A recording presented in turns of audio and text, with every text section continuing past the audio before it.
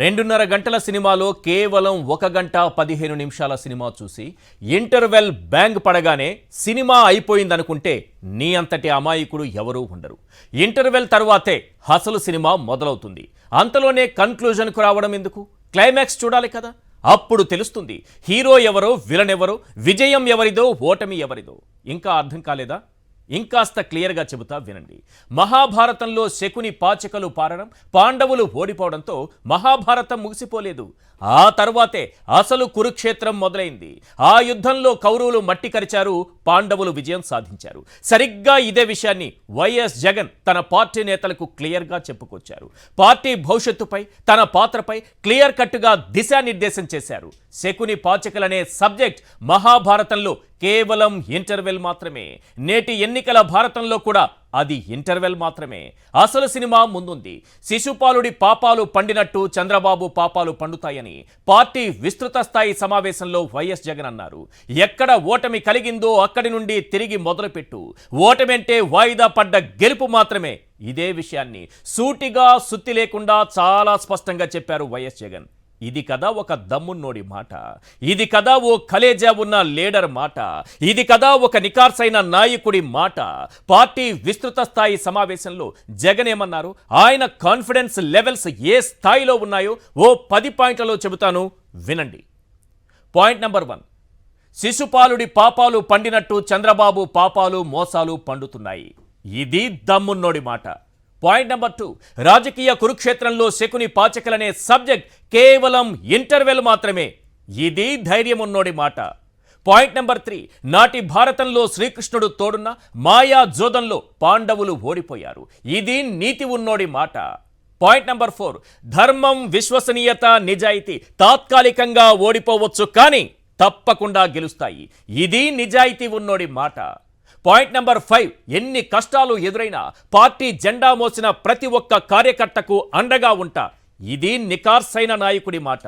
Point number 6, పచ్చముఖ దాడుల్లో నష్టపోయిన ప్రతి కార్యకర్తను స్వయంగా కలుస్తా.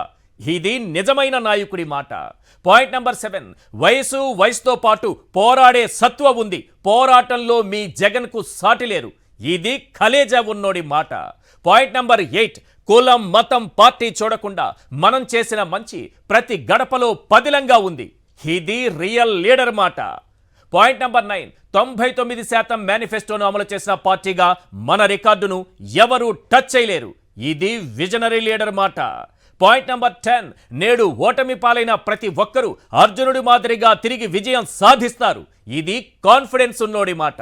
రైట్, ఈ 10 పాయింట్లపైనే మనం చర్చించబోతున్నాం. చర్చలోకి వెళ్లే ముందు వైఎస్ జగన్ గారు ఏం మాట్లాడారో ఒక్కసారి చూద్దాం. అండ్ ఇంతవరకు సినిమా జరిగింది ఓన్లీ ఇంటర్వెల్లే. శకుని పాచికల్లో కౌరవులు పాండవుల మధ్య యుద్ధం కూడా గమనిస్తే శకుని పాచికలు అనే సబ్జెక్టు ఓన్లీ ఇంటర్వెల్లే. అప్పుడు శ్రీకృష్ణుడు సమక్షంలోనే జరుగుతుంది. శ్రీకృష్ణుడు ఉండగానే పాండవులు ఓడిపోతారు. శకుని పాచికలతోనే ఓడిపోతారు.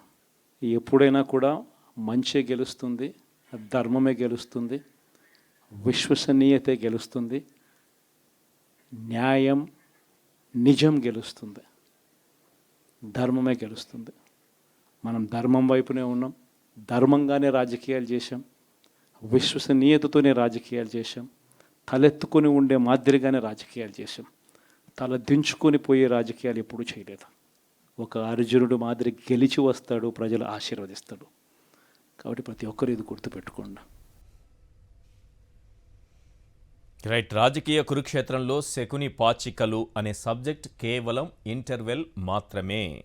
రైట్, అదే సమయంలో ఇంటర్వెల్ తరువాత అసలైనటువంటి కురుక్షేత్ర యుద్ధం ఉంటుంది. అదే సమయంలో ఇంకొక ఆసక్తికరమైనటువంటి కామెంట్. అప్పటికే శకుని పాచకులు అనే భాగం దగ్గరికి మనం వచ్చినప్పటికే శ్రీకృష్ణుడు పాండవుల వైపు ఉన్నా పాండవులు ఓడిపోయారు. కానీ ఆఖరికి గెలిచింది ఎవరో తెలుసు కదా. ఇదే అంశాన్ని చాలా క్లియర్గా చెప్పుకొచ్చారు వైఎస్ జగన్. రైట్, ఈ అంశాలపైన మనం మాట్లాడదాం. చర్చలో పాల్గొంటున్నారు కిలారి రోసయ్య గారు, వైఎస్ఆర్సీపీ నాయకులు, పురుషోత్తం రెడ్డి గారు, సీనియర్ అనలిస్ట్. సార్ రోసయ్య గారు, పార్టీ ఓడిపోయిన తరువాత, ఓటమి పాలైన తరువాత జరిగినటువంటి మీ పార్టీకి సంబంధించి ఒక విస్తృత స్థాయి సమావేశం, ఒక నాయకుడిగా ఎలాంటి దిశానిర్దేశం మీకు చేశారు, ఏం ఉద్బోధించారు ఈ సమావేశంలో? గుడ్ ఈవినింగ్ ఈశ్వర్ గారు, అలాగే పురుషోత్తం రెడ్డి గారికి నమస్కారం. ఈరోజు ఏదైతే రాష్ట్ర వ్యాప్తంగా పోటీ చేసిన అభ్యర్థులందరిని కూడా మా అధ్యక్షులు జగన్మోహన్ రెడ్డి గారు ఈరోజు పిలవటం జరిగింది. సో పిలిచిన తర్వాత జరిగిన సంఘటనలో జరిగిన విషయాలు, ఏదైతే ఎలక్షన్లో మనం ఓటమి పాలయ్యామో దానికి ఏం జరిగింది అనేది కూడా స్పష్టంగా వారు చెప్పడం జరిగింది. సో ఏదైతే మన ప్రభుత్వ హయాంలో ప్రజలకు మనం మంచి చేశాం, ఆ మంచి అనేది ప్రజలు ఎందుకు ఇది చేశారనే పాయింట్ మీద డిస్కషన్లో జరిగినప్పుడు సహజంగా ఆయన చెప్పిన మాట ఇందాక మీరు కూడా చెప్పారు, శకుని పాచికలు ఏ విధంగా జరిగిందో ఆ విధంగా మాయ జరిగిపోయింది. సో ఈ విధంగా జరిగింది. కానీ మంచి అనేది ఎక్కడ పోదు, మనం మంచి చేశాం. ఎక్కడా కూడా ఎటువంటి అవినీతి లేకుండా ఇవాళ సంక్షేమ పథకాలు అందించిన ఘనత వైఎస్ఆర్ కాంగ్రెస్ ప్రభుత్వం. దేశంలో ఈ విధంగా చేసిన ఏ పార్టీ కూడా ఈ దేశంలో, భారతదేశంలో ఎక్కడ కూడా లేదు. కానీ కేవలం ఒక దుష్ప్రచారంతోనే మనం అధికారం పోగొట్టుకున్నాం అనేది స్పష్టంగా మన ఇవాళ ప్రజలందరూ కూడా అర్థమవుతుంది. ఇవాళ రాష్ట్ర వ్యాప్తంగా ఎక్కడ చూసినా సరే వైఎస్ఆర్ కాంగ్రెస్ పార్టీ అభిమానులు కానీ, కార్యకర్తలు కానీ ప్రజల్లో పార్టీ ఎందుకు ఓడిపోయింది, అరే మేము అందరం ఓటేసామే ఎందుకు ఓడిపోయింది అని ఒక భావన, బాధ, చాలా మంది ఏడ్చిన సంఘటనలు ఉన్నాయి, చాలా మంది బాధపడుతున్న సంఘటనలు ఉన్నాయి ఈ రోజుకి కూడా.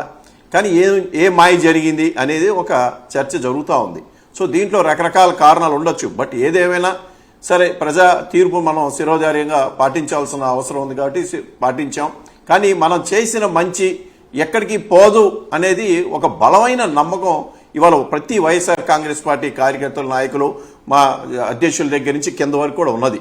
సో ఇవాళ ముఖ్యమంత్రిగా మరి జగన్మోహన్ రెడ్డి గారు వాళ్ళ ఏదైతే ఆయన స్పష్టం చేశారో దాన్ని బేస్ చేసుకొని ఆయన గతంలో కూడా మనం చూసాం 2014లో అప్పుడు ఓటమి చెందినప్పుడు కూడా ఆయన ఒకటే మాట్లాడు, వాళ్ళు కొట్టారు మనం తీసుకున్నాం, మన టైం వస్తుంది మనం చూపిస్తాం అని ఆయన ఆ మాట ఇవాళ ప్రతి వైఎస్ఆర్ కాంగ్రెస్ పార్టీ నాయకుడు, కార్యకర్తలకి అందరికీ గుర్తుంది. సో ఇవాళ కూడా మళ్ళీ మేము తీసుకున్నాం, మళ్ళీ మేము చూపిస్తాం అనేది తప్పకుండా రాబోయే రోజుల్లో మనం అందరం కూడా మళ్ళీ సమాయత్తం అయ్యి ఇంటర్వెల్ మాత్రమే అన్నారు. ఏంటి ఇంటర్వెల్ మాత్రమే అంటే ఇంటర్వెల్? ఎందుకంటే ఏంటి దాని ఉద్దేశం ఏంటి? ఎందుకంటే ఇవాళ మనం చేసిన ధర్మంతో చేసిన పనులు, నిజాయితీగా చేసిన పనులు చాలా ఉన్నాయి ఈ రాష్ట్రంలో. దానికి ఏ విధమైన న్యాయం వాళ్ళు వచ్చిన ప్రభుత్వం చేయలేదు అనేది గట్టి నమ్మకం మాకందరు కూడా.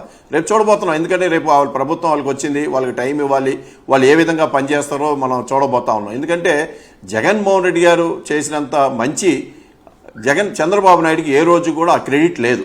ఏ రోజు కూడా తన మాట నిలబెట్టుకోలేని పరిస్థితి ఇవాళ రాష్ట్ర ప్రజలందరూ తెలుసు. కానీ ఒక మాయలాగా ఇవాళ జరిగిపోయింది. కానీ మళ్ళీ రేపొద్దున ఆ గుణపాఠం ఏదో ప్రజలు చూడబోతా ఉన్నారు. సరే వాళ్ళు మంచి చేస్తే మంచే జరిగిద్ది. కానీ రాబోయే రోజుల్లో ఏదైతే మనం ప్రతి వైఎస్ఆర్ కాంగ్రెస్ పార్టీ కార్యకర్తల నాయకి అండగా ఉండాలి. జగన్మోహన్ రెడ్డి గారు రేపు మళ్ళీ ఈ కొన్ని రోజుల తర్వాత మళ్ళీ ప్రజల్లోకి వచ్చి ప్రతి ఒక్క వైఎస్ఆర్ కాంగ్రెస్ పార్టీ కార్యకర్తల నాయకులను అందరినీ కలవబోతా ఉన్నారు. మళ్ళీ పూర్తిగా సమాప్తమయ్యి మళ్ళీ పార్టీని ముందడుగులు తీసుకెళ్ళడానికి ఈరోజు ఈ సమావేశం. అంటే అందరినీ కలవబోతున్నారు అంటే ఓదార్పు యాత్ర లాంటి ఆలోచన ఏదైనా పార్టీ చేస్తోందా? మీ నాయకులు చేస్తున్నారా? ఉంటే ఎప్పటి నుంచి అవకాశం ఉంది? ఎస్ ఈశ్వర్ గారు, అంటే ఏదైతే ఇవాళ వైఎస్ఆర్ ప్రభుత్వం ఓడిపోయిన తర్వాత, వైఎస్ఆర్ కాంగ్రెస్ పార్టీ ఓడిపోయిన తర్వాత తెలుగుదేశం పార్టీ వాళ్ళు చేసిన అరాచకాలు, గూండాతత్వం, వాళ్ళు చేసిన దాడులు ఇవాళ అందరూ కూడా మర్చిపోలా. ఎందుకంటే గతంలో ఇదే టైంలో వైఎస్ఆర్ కాంగ్రెస్ పార్టీ గెలిచినప్పుడు ఇట్లాంటిది ఎప్పుడు జరగల. కానీ ఇవాళ వీళ్ళు చేశారు. కానీ చేసి పార్టీ మీద ఏం బురదేశారు? విధ్వంసమనో అరాచకత్వాన్ని వైఎస్ఆర్ కాంగ్రెస్ పార్టీ మీద వేశారు. కానీ చేస్తుంది ఎవరు? తెలుగుదేశం పార్టీ వారు. సో ఇది వాళ్ళు ప్రజలు బాగా గమనిస్తూ ఉన్నారు. సో ఈ అన్నిటి మీద ఎవరెవరైతే ఇబ్బంది పడ్డారో, ఎవరెవరైతే దాడులకు గురయ్యారో, వాళ్ళ ఆస్తులు పోయినాయో, వాళ్ళు కొట్టిన సంఘటనలోనే కొంతమంది చనిపోయారు. సో వాళ్ళందరినీ కూడా మళ్ళీ కలవటానికి జగన్మోహన్ రెడ్డి గారు ఈరోజు ఆయన కృత నిశ్చయం తీసుకున్నారు. ప్రతి ఒక్కరిని కలవటానికి ఆయన సమాయత్తం అవుతున్నారు. రైట్, చాలా మందికి ఉన్నటువంటి ఆలోచన కూడా ఆయన వస్తారు, ఓదార్పు యాత్ర లాంటిదో లేకపోతే ప్రతి కార్యకర్తను పరామర్శించే లాంటిదో చేస్తారని. నిజానికి ఇలాంటి కార్యక్రమం పార్టీకి ఎంతవరకు ఉపయోగపడుతుంది? ఎందుకంటే ఒకటి కార్యకర్తల్లో ధైర్యం నింపాల్సినటువంటి అవసరం ఉంది. నేను అంటుంది ఏంటంటే ఇప్పటికే నాయకులు, కార్యకర్తలు, మీకు సోషల్ మీడియాలో పనిచేసిన వాళ్ళు అందరిపైన దాడులు జరుగుతున్నాయి. కనిపించిన వారిని కనిపించినట్టు కొడుతున్నారు. వాళ్ళంతా ధైర్యంగా ఉండగలరా ఈ సిచ్యువేషన్లో? ఇప్పుడు చూస్తున్నారు మీరు అధికారంలోకి వచ్చి 12వ తారీఖున ప్రమాణ 4వ తారీఖు నుంచి తీసుకుందాం. 4వ తారీఖు నుంచి ఈ రోజు వరకు కూడా ఆగట్లేదు. రేణిగుంటలో ఈ రోజు కూడా ఇళ్లు కూల్చేశారు. మరి ఎట్లా మీరు వాళ్ళలో ధైర్యం నింపగలుగుతారు? రెండోది, మీతో నడిచేటటువంటి వాళ్ళు ఉంటారా? ఈ భయంతో వెనకడుగు వేస్తారా? ఒకటి ఈశ్వర్, ఏంటంటే ఇప్పుడు ఏదైతే వాళ్ళు గెలిచిన తర్వాత వాళ్ళు ప్రమాణ స్వీకారం చేసే లోపు ఒక విధంగా వాళ్ళందరికీ అర్థం అవుతుందంటే వాళ్లే దాడులు చేయమన్నారు, వాళ్ళ నాయకత్వమే దాడులు చేయమనేది కూడా స్పష్టంగా ఇవాళ అందరికీ అర్థం అవుతా ఉంది. వాళ్ళ ఒక దీనితోనే ఇవాళ వాళ్ళ పార్టీ మనుషులు వైఎస్ఆర్ కాంగ్రెస్ పార్టీ కార్యకర్తలు నాయకుల మీద దాడి చేశారు. కానీ ఇదే గతంలో ఎప్పుడు కూడా వైఎస్ఆర్ కాంగ్రెస్ పార్టీ కార్యకర్తలు ఇటువంటి దాడులు ఎక్కడ చేయలే. అంత మెజారిటీ వచ్చినా కూడా, అంత 51% వచ్చినా కూడా, ఆ రోజు ఇంత మెజారిటీ వచ్చినా కూడా ఎక్కడ చేయలే. కానీ ఇవాళ వాళ్ళు ఒక అరాచకత్వం వాళ్ళు సృష్టిస్తే వైఎస్ఆర్ కాంగ్రెస్ పార్టీ మీద మాట్లాడారు. కానీ ఒక దుష్ప్రచారంతో నడిచారు అనేది ఇవాళ ప్రజలు మళ్ళీ గమనించుకుంటారు. ఎందుకంటే వాళ్ళ ఎవరు ఆయాంలో మంచి జరిగింది, ఎవరు నిస్వార్థంగా నిజాయితీగా ఎవరు మనకి సేవ చేశారనేది రాబోయే రోజుల్లో ప్రజలు గమనిస్తారు. అంటే నేను ప్రజలు ఎవరిని విమర్శించట్లా, కానీ చంద్రబాబు నాయుడు తను ఇచ్చిన హామీలు, తను ఇచ్చిన ఏ విధంగా మరి ఆయన ప్రూవ్ చేసుకుంటాడో ముందు ప్రూవ్ చేసుకుంటే గానీ మనం అర్థం కాదు. రెండోది, మీరు ఏదైతే క్వశ్చన్ అడిగారో ఇవాళ కార్యకర్తలు ఏ విధంగా ధైర్యం ఇస్తారు? ఎస్, మేము ఇవాళ పార్టీ కార్యకర్తలు ధైర్యంగానే ఉన్నారు. ఏదైతే ఇవాళ వీళ్ళు రెచ్చగొట్టారో, ఎన్ని భయభ్రాంతులు చేసినా వైఎస్ఆర్ కాంగ్రెస్ పార్టీ అధినాయకత్వం జగన్మోహన్ రెడ్డి గారి నుంచి కింద దాకా పోటీ చేసిన ప్రతి ఎమ్మెల్యే కానీ, ఎంపీ అభ్యర్థులు కానీ, లేకపోతే స్థానికంగా ఉన్న నాయకులు అందరూ కూడా వాళ్ళు ఒకరికొకరు తోడుగా ఉండి వాళ్ళందరికీ ధైర్యం ఉంటాం, వాళ్ళందరికీ అండగా ఉంటాం. దాంట్లో ఎటువంటి సందేహం లేదు. కానీ ఇది ఒక రోజు 2 రోజుల విషయం కాదు కదా సార్. 5 ఏళ్ల పాటు ఈ దాడులు భరించాలి, ఈ దౌర్జన్యాలు భరించాలి, ఈ అక్రమ కేసులు భరించాలి, ఈ అరెస్టులు భరించాలి, ఈ వేధింపులు భరించాలి. ఎలా సాధ్యం అవుతుంది? 5 ఏళ్ల పాటు భరించాల్సినటువంటి అవసరం ఉంటుంది ఒక సామాన్య కార్యకర్తను తీసుకుంటే. ఎవ్వరు భయపడాల్సిన పని లేదు. ఎవ్వరు కూడా తప్పు చేసినోడు భయపడాలి, కానీ తప్పు చేయనోళ్ళు మేము ఎందుకు భయపడాలండి? ఎందుకు భయపడాలి? తప్పు చేయని వాళ్ళు మేము ఎందుకు భయపడాలి? తప్పు విచక్షణతో జరుగుతున్నాయి అనుకుంటున్నారా? ఈ రోజు జరుగుతున్నటువంటి దాడులు, రాష్ట్రంలో జరుగుతున్నటువంటి దాడులు తప్పు ఒప్పు విచక్షణ ఏమైనా ఉందా? కనిపించిన వారిని కనిపించినట్టు కొడుతున్నారు. రాత్రి లేదు, పగలు లేదు, కత్తులు కటార్లు తీసుకుని వచ్చి పొడుస్తున్నారు. పట్ట పగలు నడి వీధిలో కత్తిపోట్లు, తలలు పగలగొట్టడాలు, ఇళ్లలోకి దూరి వస్తువులు బయటకు వేయడం. ఎక్కడ చాలా మంది ఇప్పుడు అండర్ గ్రౌండ్ లో ఉన్నారు. చాలా మంది భయపడి పొరుగు రాష్ట్రాలకు వెళ్ళిపోతున్నటువంటి పరిస్థితి. ఇది 5 ఏళ్లు భరించాలి కదా. ఈ రోజు వరకు ప్రభుత్వం నుంచి ఒక స్టేట్మెంట్ వచ్చిందే ఈ దాడులు రాలేదు. అదే ఇప్పుడు వాళ్ళ స్టేట్మెంట్ లేదు. ఇంకా మీరు చూసుంటారు, ఏదో సమన్వయం పాటించండి అంటే అదేదో అవతలోళ్ళు చేస్తున్నట్టు వాళ్ళు చేసి మళ్ళీ సమన్వయం పాటించండి అని చంద్రబాబు నాయుడు నోటితో మాట మనం విన్నాం. అంటే ఇవన్నీ ప్రజలు గమనిస్తా ఉన్నారు. ఇది ప్రజా తిరుగుబాటు రావడానికి అవకాశం ఉంది. ఇలాంటివి చేసినప్పుడు ప్రజా తిరుగుబాటు వస్తుంది గ్యారంటీగా. ఇది ఇవన్నీ కూడా ప్రజలు కూడా అడ్డుకుంటారు. దాంతోపాటు వైఎస్ఆర్ కాంగ్రెస్ పార్టీ క్యాడర్ కానీ, లీడర్స్ కానీ అందరూ కూడా అండదండలతో ఉంటాం. ఎక్కడ ఎటువంటి ఇది ఇప్పుడు ఇనిషియల్ టైం జరుగుతుంది. So we are waiting for that. ఎందుకని మంచి ఇప్పుడు మనం చేసిన మంచి ఎక్కడ పోదు, ప్రజలు తెలుసుకొని ముందుకు వస్తారు, ముందు అడుగు వేస్తారు అనేది మేము భావిస్తాము. రైట్. పురుషోత్తం రెడ్డి గారు, ముందుగా ఒక పాయింట్తో మొదలు పెడతాను. జగన్మోహన్ రెడ్డి గారు మళ్ళీ ప్రజల్లోకి వచ్చి ఓదార్పు యాత్ర లాంటిది చేపడితే, అంటే ప్రతి కార్యకర్త నష్టపోయిన ప్రతి కార్యకర్తను నేను పరామర్శిస్తాను, వాళ్ళని కలుస్తానని అంటున్నారు కదా, ఎలా ఉంటుంది సార్ ఆ ఇంపాక్ట్ గ్రౌండ్లో? ఈశ్వర్ గారు, రోసయ్య గారికి, మీకు వీక్షకులకు నమస్కారం. అయితే మీరు అడిగిన ప్రశ్నతోనే నేను మాట్లాడాలనుకుంటున్నాను. జగన్మోహన్ రెడ్డి గారు ఈరోజు మహాభారత కురుక్షేత్ర యుద్ధంతో పోల్చారు. ఒక యుద్ధం అయింది, అంటే మేము ఓడిపోయాం 2024లో మాయాజాలంతో ఓడిపోయామని చెప్పారు. 29 అంటే మెయిన్ కురుక్షేత్రం అంటే 29 కావచ్చు, లేకపోతే సాధారణ ఎన్నికలు ఎప్పుడు వస్తే ఆ దానికి రెడీ అవుతున్నాం అని చెప్పారు. ఈ కృషిలో భాగంగా ఒక భరోసా ఇచ్చే ప్రయత్నం ప్రధానంగా చేశారు. ఎవరైతే కంటెస్టింగ్ క్యాండిడేట్లు ఉన్నారో మనకు భవిష్యత్తు ఉంది, ఆ భవిష్యత్తుకి నాకు ఆయన చెప్పిన మాటల్లో 2 రీజన్స్ కనపడ్డాయి. మొన్న జరిగిన 24 ఎన్నికల్లో 3 పార్టీల కూటమికి 1,84,00,000 ఓట్లు వస్తే, వైఎస్ జగన్మోహన్ రెడ్డి గారు ఒక నాయకుడికి 1,32,00,000 ఓట్లు వచ్చినాయి. సీటు 11 కావచ్చు. అయితే ఈ రోజు కూడా as a single person Jaganmohan Reddy number 1 person గా కనిపిస్తాడు. అవును, ముగ్గురు కలిపి 1,84,00,000 వస్తే ఒకరికే 1,30 కోట్లు వచ్చాయి. అవును. కాబట్టి ఇక ఆ భరోసా బహుశా ఆయనకు ఉండొచ్చు. ఎస్, మనం గెలుస్తామని నమ్మకం ఉండొచ్చు. రెండోది, జగన్ గారి మాటల్లో ప్రతి మీటింగ్ లో నేను గమనిస్తుంది ఏంటంటే, ఆయన ఎన్నికలు ఏదైతే చెప్పాడో వాళ్ళ హామీలు అమలు చేయలేరు. ఆయన నమ్ముతున్నాడు ఈ రోజు కూడా. సరే, కాలం నిర్ణయించాలి, ఎవరు అంచనాలు వాళ్ళకు ఉండొచ్చు. చంద్రబాబు గారు హామీలు నిలబెట్టుకుంటారా లేదనేది జూలై 1 నుంచి తేలుతుంది. పాయింట్ ఏంటంటే, ఆయన నమ్ముతున్నాడు వాళ్ళు అమలు చేయలేరు అని. తనకు బలం ఉంది ప్రజల్లో, సీట్లు లేకపోవచ్చు, ప్రత్యర్థి ఎవరైతే అధికారంకి వచ్చారో వాళ్ళు అమలు చేయలేరు. ఈ 2 కారణాల రీత్యా విశ్వసనీయతతో మళ్ళీ నన్ను ఆదరిస్తారు, మనల్ని ఆదరిస్తారనే భరోసాని వాళ్ళు కల్పించారు. అంటే మనం మనం ఏమి తప్పు చేసి ఓడిపోలేదు, తలెత్తుకు తిరగలిగినటువంటి పరిస్థితిలో ఉన్నామన్నారు. అంటే ఒక మంచి చేశామనే కాన్ఫిడెన్స్ ఇప్పటికే అది ఉంది వాళ్ళలో. మంచి అనే దానికన్నా చెప్పింది చేశాం. ఓకే, 99% మేనిఫెస్టోలో ఇచ్చినటువంటి హామీ, అది ఆయన నమ్మకం. ఓకే, ఇది అయిపోయింది. 29 గెలవాలి అనే దాంతో ఇది పునాది అవుతుందని చెప్తున్నారు. నా పాయింట్ ఏంటంటే, ఒక భరోసా ఇచ్చారు, అది పర్ఫెక్ట్లీ బాగుంది, సైంటిఫిక్ గా బాగుంది, ఆ పర్సంటేజ్ ఆయనకున్న భరోసా. అయితే ఇది జరగాలి అంటే ఇంకొక 2 భరోసాలు ఇస్తే మెయిన్ కురుక్షేత్రం గెలుస్తాడని నేను అనుకుంటున్నాను. ఓకే, ఆ 2 భరోసాలు ఏంటంటే, ఎవరైతే జగన్మోహన్ రెడ్డి గారి నాయకత్వం 40% మంది ఓట్లేశారు, అవును, అంటే 60% మంది జగన్ గారికి భిన్నంగా ఓటేశారు. అది అన్ని నోటాతో కలిపి చెప్తున్నాను నేను. అంటే రేపు గెలవాలంటే 10% ఓట్లు రావాలిట. అంటే ప్రజల్లో కూడా ఒక భరోసా అంటే అర్థం ఏంటి?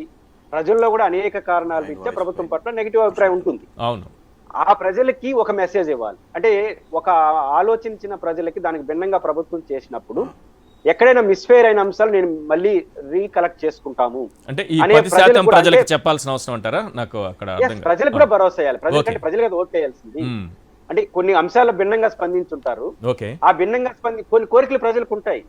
ఆ కోరికల్ని ఎందుకు తీర్చలేకపోయాము, దాన్ని ఎక్కడ అడ్రస్ చేయడంలో ఎక్కడ విఫలమైందా అనే విషయాలు కూడా ఇలా ఆలోచిస్తున్నారు. అంటే ప్రజలు కూడా రీకలెక్ట్ చేసుకుంటూ ఆ ప్రభుత్వం ఫెయిల్ అయినప్పుడు ఈ వైపు వచ్చేస్తారు. కాబట్టి ఆ భరోసా ప్రజలకు ఇవ్వాలి. అత్యంత కీలకమైన భరోసా జగన్మోహన్ రెడ్డి గారు ఇవ్వాల్సింది ఏంటంటే, ఎన్నికల్లో జగన్మోహన్ రెడ్డి గారు చెప్పిన ఒక స్లోగన్ మిస్ఫైర్ అయింది. అది అన్సైంటిఫిక్ అని రుజువు. అదేంటంటే, నా స్టార్ క్యాంపైనర్లు నా లబ్ధిదారుడే అని చెప్పాడు. అవును, కానీ అది మిస్ఫైర్ అయింది. స్టార్ క్యాంపెయిన్లు ఎప్పుడు కూడా లబ్ధిదారుడు కాడు, లబ్ధిదారుడు ఓటర్ అవుతాడే తప్ప స్టార్ క్యాంపెయిన్ కాడు. స్టార్ క్యాంపెయిన్ రావాల్సింది పార్టీ శ్రేణులు మాత్రమే. దీనికి ఒక బెస్ట్ ఎగ్జాంపుల్ చెప్తాను. ఈ రోజు రాష్ట్రంలో జగన్మోహన్ రెడ్డి గారు అధికారానికి వచ్చిన తర్వాత ఈశ్వర్ గారు ఈ వేలూరు విట్ లాంటి సంస్థలు, కేఎల్ఆర్ యూనివర్సిటీ లాంటి సంస్థలు, ఇట్లాంటి సంస్థల్లో ఈశ్వర్ గారు జగన్మోహన్ రెడ్డి గారు తీసుకున్న ఒక సంస్కరణ, ఎంసెట్ లో రాసిన వాళ్ళకి 35% మార్కులు, 30% సీట్లు ఇవ్వాలి, ఆ రూల్ పెట్టాడు. భారతదేశం ఎక్కడ జరగలేదు. దానివల్ల నేను కనుక్కుంటే 7,000 మంది విద్యార్థులు 2 లక్షల నుంచి 5 లక్షలు పర్ ఇయర్ కట్టాల్సిన ఫీజులో నేరుగా ఇట్లాంటి ప్రతిష్టాత్మక సంస్థలో 7,000 మంది విద్యార్థులు లబ్ధి చెందారు. అంటే ఫీజు కట్టకుండా, అంటే 2 లక్షల నుంచి 5 లక్షలు కట్టాల్సిన విద్యార్థులు ఎంసెట్ ఫీజుతో చేరి ఎంసెట్ ఫీజు మళ్ళీ రీఎంబర్స్మెంట్ వచ్చేస్తుంది. అంటే విట్టు లాంటి ప్రతిష్టాత్మక సంస్థల్లో 7,000 మంది విద్యార్థులు. నేను అనుకుంటున్నాను ఆ 7,000 మందిలో 700 మంది కూడా వైసీపీకి ఓటేస్తుంటారు. జరిగిన పరిణామం చూస్తుంటే ఎందుకు జరిగింది? ఇక్కడే స్టార్ క్యాంపెయినర్కి ఒక కీలకమైన ఒక విశ్లేషణ అధికార పార్టీ చేయాలి. 7,000 మంది లబ్ధి పొందారు, మేనేజ్మెంట్లు ఏమో ఆగ్రహాలు వ్యక్తం చేసి, ఎందుకు ఆదాయం పోయింది కదా, మేనేజ్మెంట్లకి ఏమో ఆదాయం పోయింది, వాళ్ళు శత్రువులు అయిపోయినారు. ఈ లబ్ధి పొందిన 7,000 మంది ఏమైనా ఓటర్లుగా మారినారా? వాళ్ళకి ఇంకా ఏరే కోరికలు ఏమైనా ఉన్నాయా? దీన్ని ఎవరు చూడగలడంటే, జగన్ గారు ఏం ఆశించారు, వైసీపీ ఏం ఆశించిందంటే 7,000 మందికి ప్రతిష్టాత్మక సమస్యలో నేను విద్యాబుద్ధులు నేర్పించాను ఉచితంగా, ఆటోమేటిక్ గా వాళ్ళ ఓటర్లు స్టార్ క్యాంపర్లు అవుతారని వైసీపీ భావించింది. కానీ కాల అట్లా. స్టార్ క్యాంపెయిన్ ఎవరు అవుతారు? వైసీపీ శ్రేణులు అవుతారు, వైసీపీ విద్యార్థి విభాగం అవుతారు. వాళ్ళందరూ పోయి ఆ విద్యార్థులు కలిసి ఈ సంస్కరణ వల్ల ఈ లబ్ధి పొందాలని గుర్తు చేసి మోటివేట్ చేసే పని ఎవరు చేయాలి? ఇక్కడ మిస్ఫైర్ అయింది వైసీపీ గవర్నమెంట్ అని నేను ప్రాథమికంగా భావిస్తున్నాను. ఇది ఒక చిన్న ఎగ్జాంపుల్ గా మీరు చెప్పింది ఒక చిన్న ఎగ్జాంపుల్ కావచ్చు. ఇట్లా చాలా సెక్షన్స్ కనిపిస్తున్నాయి మీకేమన్నా? నంబర్ ఆఫ్ సెక్షన్ వైసీపీ చేసినటువంటి డెవలప్మెంట్ యాక్టివిటీస్ లో కానీ చాలా విషయాల్లో ప్రజలు ఒకటి ఆశిస్తారు ఈశ్వర్ గారు. ఇప్పుడు నేను 10 జిల్లాల రాయలసీమ కావాలని కోరాను. దానికి ఆంధ్రప్రదేశ్ ప్రభుత్వం కన్నా బ్రహ్మాండమైన స్టడీ చేశాం యూనివర్సిటీ ప్రొఫెసర్లతో, రాయలసీమ మేధావుల పరంగా. వాళ్ళు 8 జిల్లాలే చేశారు. కానీ మా పార్టీకి మేము 10 జిల్లాలు అడుగుతున్నాం, వాళ్ళ పార్టీకి వాళ్ళు 8 జిల్లాలు పోతా ఉన్నారు. ఇక్కడ ప్రజలను అడ్రస్ చేయాలి. మీరు అడిగిన 10 జిల్లాలు సాధ్యమైతే యాక్సెప్ట్ చేయాలి, సాధ్యం కాకపోతే ఎలా సాధ్యం కాదో ప్రజలను అడ్రస్ చేయాలి. ఆంధ్రప్రదేశ్లో వైఎస్ఆర్ కాంగ్రెస్ పార్టీ మేము మంచి చేసాం, చేసుకుంటా పోతాం. ఈ బుల్డ్రోజింగ్ యాక్టివిటీ జరిగింది. మంచి చేయొచ్చు కాక, కానీ ప్రజలు ఏరేది కోరుతున్నప్పుడు ఆ ఏరేది ఎందుకు చేయాలనుకుంటే చేయాలి, చేయలేకపోతే ఎందుకు చేయలేము అడ్రస్ చేసే ఒక రాజకీయ యాక్టివిటీ వైసీపీలో జరగలేదు. ఇది మిస్ఫైర్ అయింది అంటున్నాను నేను. ఇట్లాంటివి చాలా జరిగినాయి. దురుద్దేశాలు ఉద్దేశాలు ఇక్కడ ముఖ్యంగా రాజకీయాల్లో ప్రజలు అడ్రస్ చేయాలి కదా, ప్రతి ప్రజలను అడ్రస్ చేయాలి. నీతో ఏకీభవించే వాళ్ళని అడ్రస్ చేయాలి, నీతో విభేదించే వాళ్ళని అడ్రస్ చేయాలి. ఏకీభవించే వాళ్ళతో అడ్రస్ చేసుకున్నారు, విభేదించే వాళ్ళు వదిలేసుకుంటారని వదిలేసినారు. ఏకీభవించే వాళ్ళు కూడా వాళ్ళ పాటికి వాళ్ళు మన కోట్లు వేస్తారనుకుని అదే స్టార్ క్యాంపెయిన్ అన్నారు కదా, ప్రతి ఓటరు ప్రతి లబ్ధిదారుడు నా స్టార్ క్యాంపెయిన్. అది జరగదు. లబ్ధిదారుడు ఓటర్ మాత్రమే అవుతాడు. స్టార్ క్యాంపెయిన్ మీరు చెప్పిన సెక్షన్ కొంచెం డెప్త్ లోకి వెళ్దాం సార్. మీరు చెప్పినటువంటి సెక్షన్ అంటే వ్యతిరేకతతో టీడీపీకి పాజిటివ్ ఓటు పడింది అనుకోవచ్చా? ఇక్కడ వ్యతిరేకతగా మారింది, చంద్రబాబు నమ్మారు అనుకోవచ్చా? ఒకటి మీ మీద వ్యతిరేకత వస్తే నాకు రోసయ్య గారు తప్ప ఇంకోరు కనపట్ల ప్యానల్లో. రోసయ్య గారి గురించి నాకేం పని, మీరు కోపం వచ్చేసింది మీ పైన నాకు. సో అక్కడ పాజిటివ్ ఓట్ ఏం లేదా? చంద్రబాబు పాజిటివ్ ఓట్ ఏం లేదా? పాజిటివ్ ఓటు కూడా ఉంటాయి, ఆయనకున్న పాజిటివ్ ఓటు సమ్ పర్సెంటేజ్ ఉంటుంది. సో ఈ మీరు చెప్పిన ఈ 10% లో ఈ 10% మీరు చెప్పిన ఈ 10% డెఫినెట్ గా ఇక్కడున్న వ్యతిరేకతతో అటు మళ్ళింది. ఆటోమేటిక్ రాజకీయాలు ఎప్పుడు అట్లే ఉంటాయి. ఈశ్వర గారి మీద కోపం వచ్చి నాకు ప్యానల్ ఇద్దరే కనిపిస్తున్నారు. నాకు ఈశ్వర గారి మీద కోపం తప్ప రోసయ్య గారి మీద అభిమానం ప్రధానం కాదు. ఓకే, అంటే ఆంధ్ర భారతదేశ రాజ్యాల్లో వ్యతిరేకత తప్ప అనుకూలత పనిచేస్తా ఉంది. కాబట్టి నా పాయింట్ అనుకూలత ఉంది. వీళ్ళకి 40%, వాళ్ళకి 40%. ఈ 20% మిడిల్ మ్యాన్ గా ఉన్న ఓటర్ని మీరు అడ్రస్ చేయాలి. అధికారంలో ఉన్న మిస్ అయింది. ఇప్పుడైనా మేము అడ్రస్ చేస్తామనే రీతి స్టార్ట్ అయితే ఆలోచిస్తారు. First point. రెండో పాయింట్, దీని అడ్రస్ చేయడంలో లోపాలు ఉండొచ్చేమో కానీ పార్టీ శ్రేణుల్ని మీరు అడ్రస్ చేయాలి. మీరు స్టార్ క్యాంపెయినర్లు అంటే లబ్ధిదారులు అనుకున్నారు, కాదు, పార్టీ యంత్రాంగం. ఈ యంత్రాంగాన్ని కన్విన్స్ చేయడం చాలా కష్టము, ఎందుకంటే 5 ఏళ్ళు నిర్లక్ష్యం చేయబడ్డారు. కాబట్టి పార్టీ యంత్రాంగాన్ని అడ్రస్ చేయాలంటే 2 రకాలు. ఒకటి జగన్ గారు కలవడం మాత్రమే కాదు, ఎమ్మెల్యేలకి దబాయించి వాళ్ళ దగ్గర ఎమ్మెల్యేలు కూడా చాలా చోట్ల కార్యకర్తలు నిర్లక్ష్యం చేసినారు, వాళ్ళు కూడా అడ్రస్ చేయాలి. కాబట్టి ఈ భరోసా ప్రజలకు ఒక భరోసా ఇవ్వాలి, మేము రీథింక్ చేస్తున్నామని. ఎక్కడ మిస్ఫైర్ అయితే పార్టీ శ్రేణులకు పార్టీ నేను ఇంత ముందు లబ్ధిదారుని క్యాంపెయిన్ అనుకున్నాను, కాదు మీరే మా క్యాంపెయినర్లు, ఎమ్మెల్యేలకు చెప్తున్నాను, ఎమ్మెల్యేల క్యాండిడేట్ చెప్తున్నాను, పదండి కార్యకర్తల దగ్గరకనే భరోసా కూడా ఇవ్వాలి. ఈ 2 భరోసాలు ఇస్తే ఖచ్చితంగా జగన్ గారు అనుకున్నట్టుగా 2029 ఈ రోజు విస్తృత స్థాయి సమావేశంలో ఆయన ప్రసంగం విన్న తరువాత మీరు అనుకుంటున్నటువంటి కొన్ని లోపాలు ఏమున్నాయో వాటికి ఏదైనా 1-2 ఏమైనా సమాధానం దొరికిందా? అంటే సహజంగా నేను చెప్పిన రెండో యాంగిల్ రాజకీయ నాయకులు బయట చెప్పరు ఈశ్వర్ గారు, అది మనం ఆశించడం కరెక్ట్ కాదు. జనరల్ గా కార్యకర్తల్ని కలవడం ఒక పాయింట్ తీసుకుందాం. మీరు చెప్పిన పాయింట్ కరెక్ట్, నేను మీతో ఏకీభవిస్తున్నాను. అన్ని బయటకు రావు కానీ, అన్ని బయటకు చెప్పరు కానీ, ఈ కార్యకర్తలని కలవడం అనే అంశాన్ని ఒకటి తీసుకొచ్చారు కదా మీరు. ఇప్పుడు జగన్ గారి దగ్గర నుంచి అలాంటి స్టేట్మెంట్ ఆయన వస్తున్నాడు బయటికి కార్యకర్తల రూపంలో అనేది నాకు అర్థమైంది. కార్యకర్తకి ఎవరైతే నష్టపోయినారో బాధపడుతున్నారో వాళ్ళు పరామర్శించే యాక్టివిటీ ఖచ్చితంగా జరగాలి, భరోసా ఇవ్వాలి. జగన్ గారు మొదటి నుంచి ఉన్నట్టు ఆ ధైర్యం, ఆ నమ్మకం ఉంది. బట్ దాంతో పాటు ఇప్పుడు ఎమ్మెల్యే క్యాండిడేట్లతో మీటింగ్ పెట్టారు కదా, నేను ఎప్పుడు విశ్వసిస్తాను, ఎప్పుడు నమ్ముతాను, ఎప్పుడు కార్యకర్తలు నమ్ముతారంటే ఇంకొక ఎక్స్టెండ్ మీటింగ్ జరగాలి.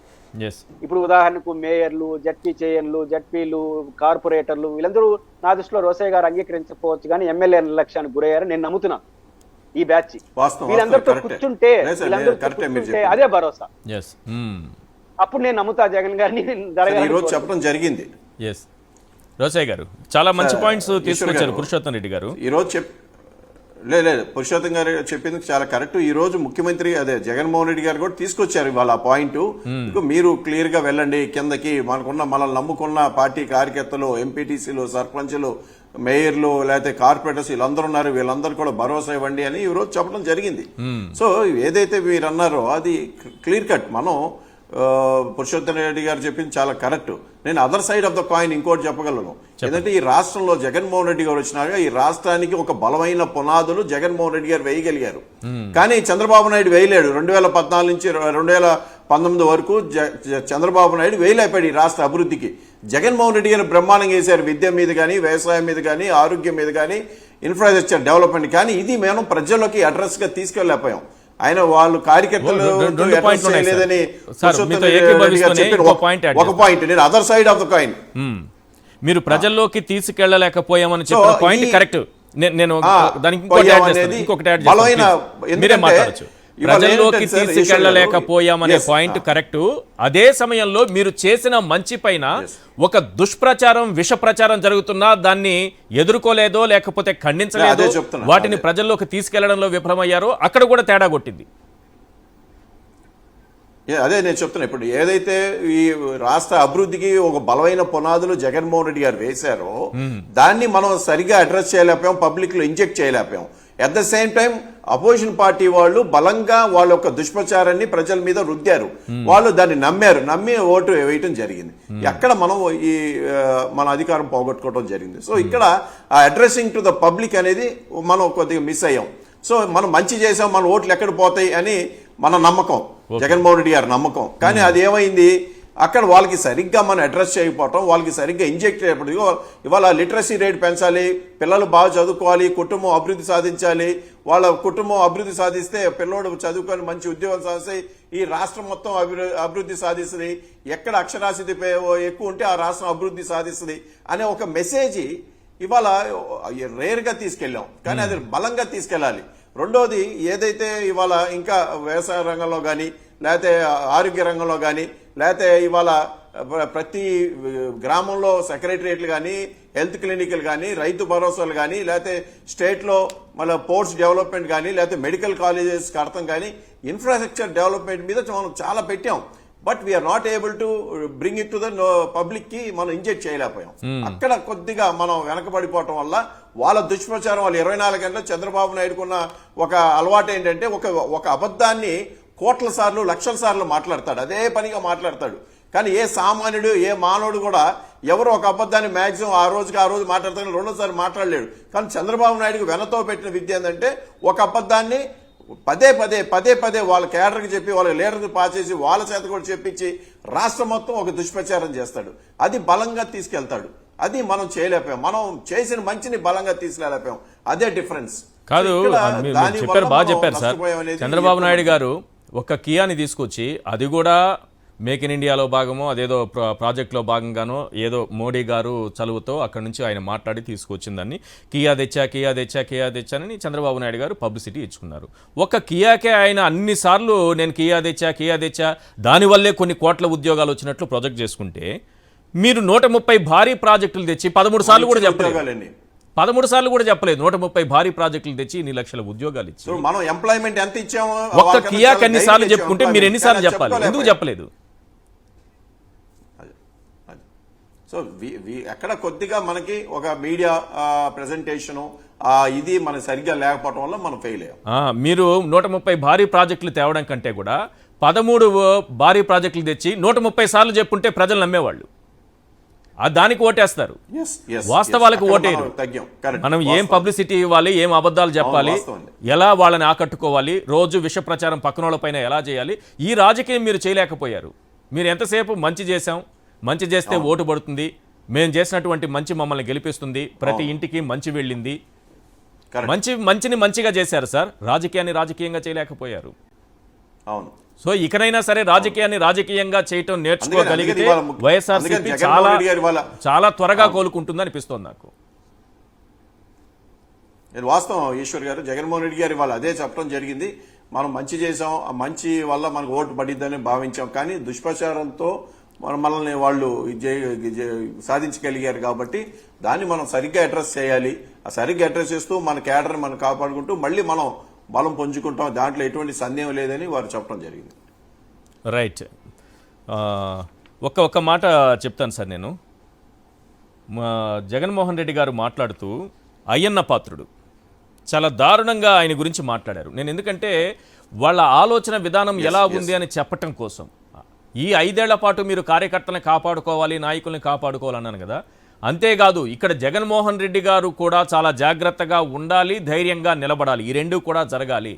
ఈరోజు స్పీకర్గా నేను రాబోతున్నానని చెప్పే వ్యక్తి జగన్మోహన్ రెడ్డి గారిని ఉద్దేశించి ఏం మాట్లాడారనేది ఒక్కసారి స్క్రీన్ పైన చూద్దాం. ఎందుకంటే ఇలాంటి పరిస్థితులు ఉన్నాయి, ఇలాంటి కుట్రలు మీ వెనక జరుగుతున్నాయి. దాన్ని కూడా మీరు చాలా జాగ్రత్తగా చూసుకుంటూ ముందుకెళ్లాల్సిన పరిస్థితి ఉంటుంది. ఒకసారి అయ్యన్న పాత్రుడు ఏమన్నారు ఒకసారి ప్లే చేయండి. వాడు ఓడిపోయాడు కానీ సావలా. మళ్ళీ అపారమైన ధనబలం ఉంది, కులబలం ఉంది. పక్క గవర్నమెంట్లో ఉన్నారు 7 మనుషులు తెలంగాణలో. ప్లీజ్ మైండ్ లెక్కోటి కొట్టాలా మళ్ళీ మొత్తం అదే చెప్పారు ఓడిపోయింది కానీ చావలేదు అది మంచిదే లేదు చాలా మంచిది కొన్ని వేల కోట్లు డబ్బుకు అమ్ముడు పోనాడు లేడు వాడి దేశంలో. ఆ డబ్బు పవర్ స్టిల్ ఈ డైలాగ్ నచ్చింది చాలా మంచిది ఓడిపోయాడు కానీ చావలేదు ఇంతే కరెక్ట్ పావుని చచ్చిపోయి కొట్టాలా వాడు ఓడిపోయాడు కానీ సావలా. మళ్ళీ వాడికి అపారమైన ధనబలం ఉంది, కులబలం ఉంది, పక్క గవర్నమెంట్ లో ఉన్నారు 7 మనుషులు తెలంగాణలో. ప్లీజ్ మైండ్ లెక్కోటి కొట్టాలా మళ్ళీ మొత్తం అదే చెప్పారు ఓడిపోయింది కానీ చావలేదు. ఒక మనిషి చావుని మరణాన్ని కోరుకునేటటువంటి మంచి మనసున్నటువంటి వ్యక్తులున్న తెలుగుదేశం పార్టీతో ఏ విధంగా పోరాటం చేస్తారు, వీళ్ళు ఎలా నిలబడతారనేది చాలా భయమేస్తోంది. ఈ పరిస్థితులు చూస్తుంటే చాలా బహిరంగంగా మాట్లాడేస్తున్నారు, ఓపెన్గా మాట్లాడేస్తున్నారు. ఈరోజు జగన్మోహన్ రెడ్డి గారు కూడా దీనిపైన రియాక్ట్ అయ్యారు. ఒకసారి వారు ఏమన్నారనేది ప్లే చేయండి ప్లీజ్. ఏకంగా స్పీకర్ పదవికి తీసుకోబోయే వ్యక్తి ఎంత సిగ్గు లేకుండా సోషల్ మీడియాలో వైరల్ అవుతా ఉంది వాళ్ళు మాట్లాడుతూ ఉన్న మాటలు. ఒకడంటాడు జగన్ ఓడిపోయాడు ఇంకా చనిపోలేదు అని ఒకడు అంటాడు, ఇంకా చావలేదు అని ఒకడు అంటాడు, ఇంకొకడు అంటాడు చచ్చేదాకా కొట్టాలి అని ఇంకొకడు అంటాడు. నిజంగా ఇలాంటి కౌరవ సామ్రాజ్యంలోకి మనం పోతా ఉన్నాం. ఆ వ్యక్తి ఇప్పుడు స్పీకర్ కాబోతున్నాడట. రాజకీయ ప్రత్యర్థి చావుని మరణాన్ని కోరుకునేటటువంటి నాయకులతో నిండిపోయినటువంటి టీడీపీని ఎదుర్కొంటూ 5 ఏళ్ల పాటు కొనసాగాలి మీరు. రాజకీయ ప్రత్యర్థి మరణాన్ని చావుని బహిరంగంగా కోరుకునేటటువంటి నాయకులు ఉన్నటువంటి పార్టీ. వాళ్ళు మాట్లాడిన మాటలే, ఇది ఎవరూ సృష్టించింది కాదు, వారు మాట్లాడినటువంటి మాటలే ఈరోజు ప్రజలందరికీ మరోసారి వినిపిస్తున్నాయి. ఇప్పటికి 10 సార్లు వినిపించా, మళ్ళీ వినిపిస్తున్నా. వారి మనస్తత్వం ఎలాంటిదో చూడండి. అందులో పక్కన కూర్చున్న ముసలాయన కాళ్ళు జాపుకో ఉన్నాడు, కూర్చుంటే లేవలేడు, తెల్ల బట్టలు ఉన్నాయి, మనసు తెల్లగా లేదు, పైన తెల్ల వెంట్రుకలు వచ్చాయి, మనసు తెల్లగా లేదు. జగన్మోహన్ రెడ్డి గారు చావు కోరుకుంటున్నారు, చచ్చే వరకు కొట్టాలంటాడు. వీళ్ళ విషంతో నిండిపోయినటువంటి ఈ మనసులు ఉన్నటువంటి వ్యక్తుల మధ్య 5 ఏళ్ల పాటు ఎలా ముందుకు కదులుతారనేటటువంటి అనుమానం ఈరోజు ప్రజల్లో ఉంది. ఏం చేస్తారు, ఎలా కదులుతారు, ఎవరు రక్షణగా నిలబడతారనుకుంటున్నారు కిలా రోసే గారు? ఇప్పుడు ఒకటి ఈశ్వర్ గారు, ఇప్పుడు మనం చూసిన వీడియో సోషల్ మీడియాలో వైరల్ అయింది, వాస్తవమే. అంటే ఇవాళ సరే వాళ్ళకి ఏ విధంగా విషం ఎక్కింది అనేది మనం ఆలోచన చేయాలి.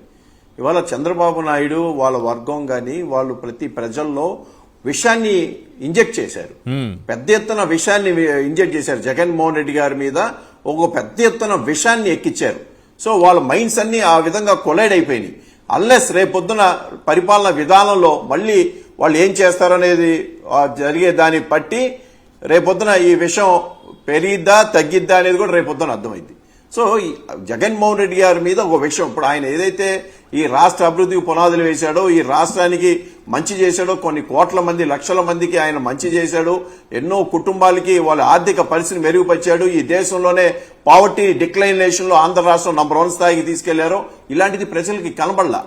కానీ ప్రజలు ఏది విశ్వసించారంటే ఒక అబద్ధాన్ని, ఒక దుష్ప్రచారాన్ని, ఒక విషయాన్ని వీళ్ళు ఇంజెక్ట్ చేశారు ప్రజల్లో. దానివల్ల మనం నష్టపోయాం అనేది ఇది వాస్తవం. సో ఇది ఇలాంటిది ఆ విషయం తగ్గాలన్నా రేపొద్దున ఎవరు తీసిన గోతులు వాళ్లే పడతారు. దీన్ని మనం రాబోయే రోజుల్లో చూడబోతా ఉన్నాం.